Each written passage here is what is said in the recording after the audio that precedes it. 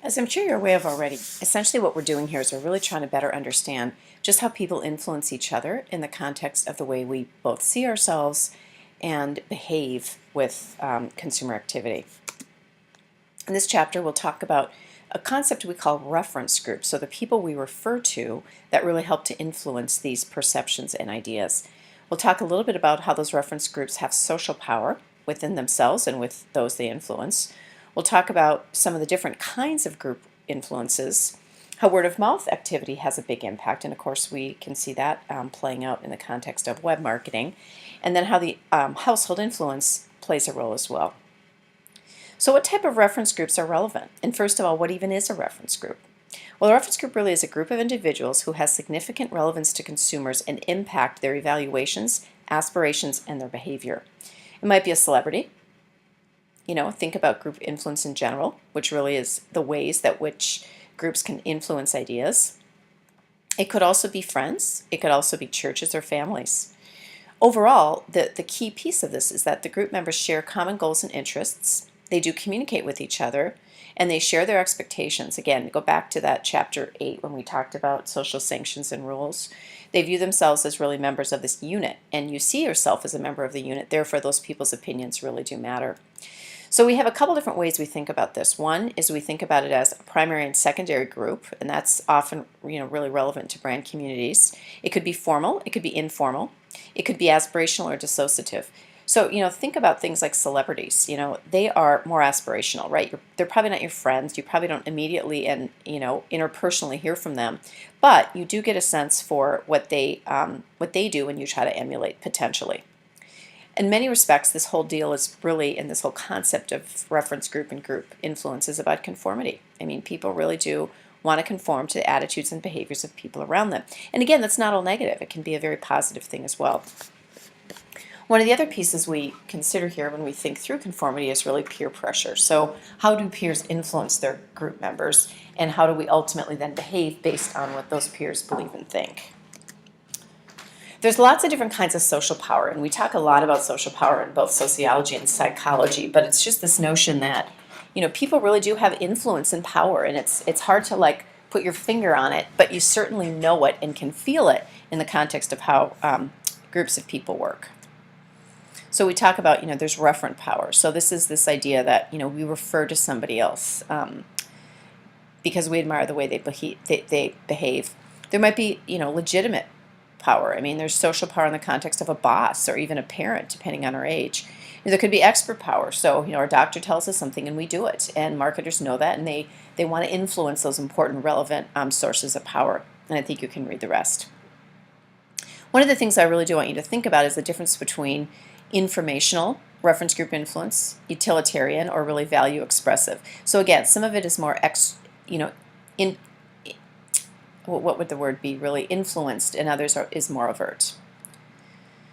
What you need to remember is on the informational side, consumers really use groups as helping them make decisions and really for information, and it can be very valuable. I mean, people that know a lot more about a topic than you can have influence and probably should. They may have done more homework than you have on the particular subject. You also have utilitarian influence, though. Consumers can succumb to group expectations to feel they'll get a quote-unquote award or avoid a punishment. Consumers also will internalize those group values as they express themselves.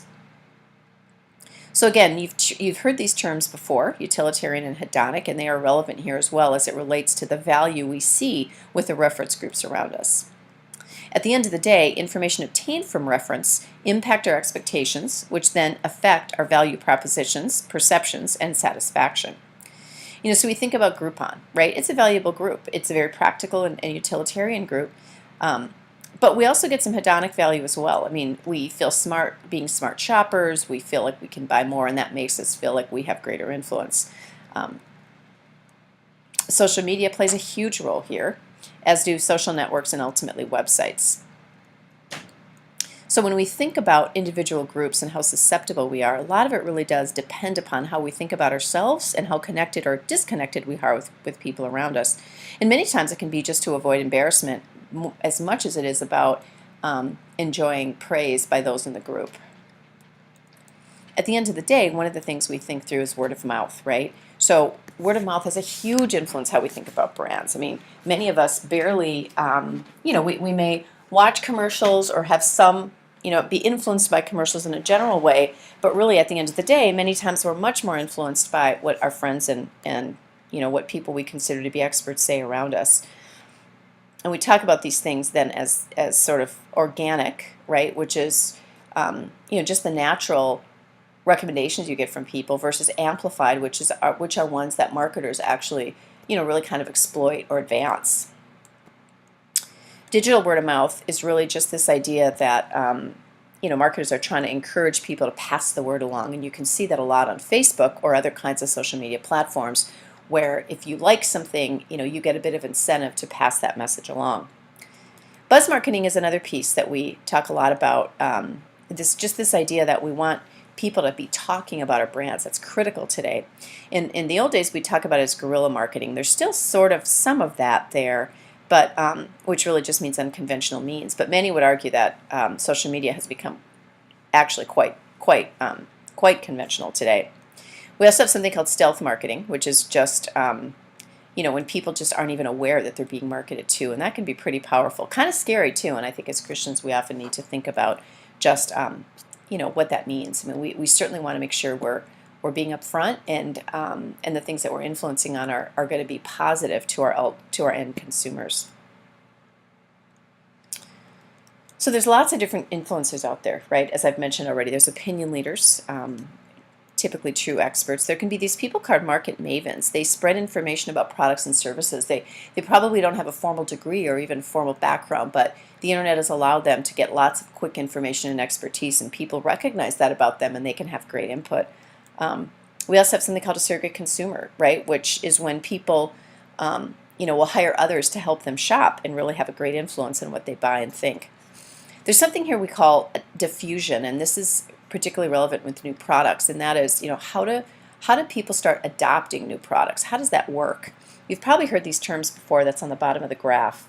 You have innovators, adopters, and then ultimately to laggards. But typically what we do as marketers is we try to find the innovators, get them to try things and influence those around them, because it can make the diffusion process much more rapid. Again, when you think about these pieces of group influence, I think one of the other great groups of influence is our family, the households that we live in. And a traditional family household would have two people. They may or may not be related by blood or marriage, but the idea is that we have these groups we live with, and they have a great influence in how we think about products and brands that we ultimately buy and promote. But one of the things I think we care a lot about today is just how things are changing, and many times it's hard to really fully tie down the definitions of some of these terms that relate to the world of demographics. So at the end of the day, we'll have household purchase roles. Who's the influencer? Who are the users? Who are ultimately the gatekeepers and purchasers? Many times people say mom is still often the purchaser and the decision maker, but boy, her kids and her spouse and her friends can have a great influence on what she tends to buy and why. So at the end of the day, this whole idea of consumer socialization, which is just this process of helping people understand how they think about products and brands, and then ultimately how marketers have an influence in that at the end of the day. And I guess, again, I often just think through, what does this really mean? What does this really mean for our role as marketer? We need to be honest, we need to be transparent, but we also need to recognize that we live in a world where marketing is everywhere. And so, how do we fit within that, and how do we help our brands very honestly fit within that and authentically fit within that?